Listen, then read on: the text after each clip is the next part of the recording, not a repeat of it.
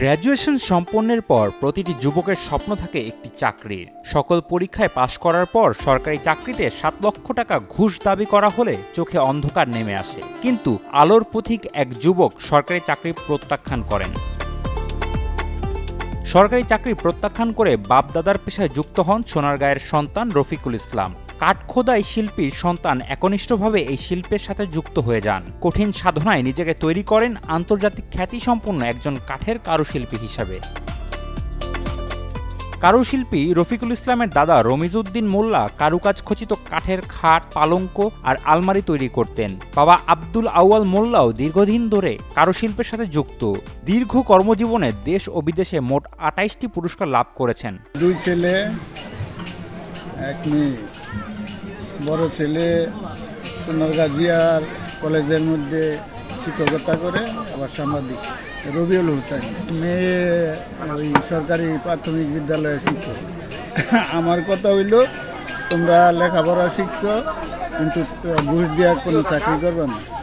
অনেকে বাপের দাদার সম্পদ পায়, ওগুলো আমার নাই। আমি নিজে কামাই রুজি করে যতটুকু করতে পারছি।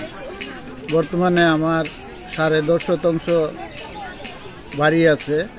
২০১৪ সালে পরিবার পরিকল্পনা অধিদপ্তরের পরিদর্শক পদে চাকরির চূড়ান্ত পর্যায়ে ৭ লাখ টাকা দাবি করা হয় রফিকুল ইসলামের কাছে।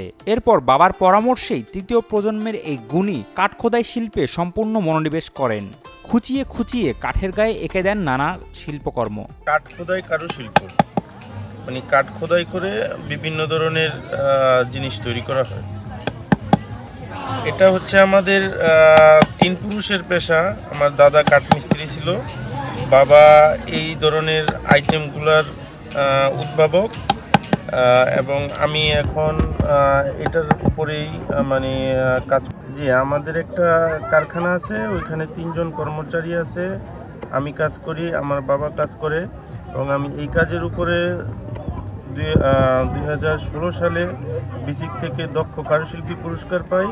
1996 সালে প্রদর্শনীর স্টলে বসে প্রথম বাবার হাতে কারুশিল্পে হাতেখড়ি হয় তার। সেই থেকে উৎসাহ আর পিছু ছাড়েনি। লেখাপড়া ও কাঠখোদাইয়ের কাজ একসাথে চালিয়ে যান। চীন, উজবেকিস্তান, ভারত সহ বিশ্বের বিভিন্ন দেশে প্রদর্শনীতে আন্তর্জাতিক পুরস্কার পেয়েছেন এই গুণী শিল্পী। সরকারি চাকরি না পাওয়ায় আর কোনো আক্ষেপ নেই তার।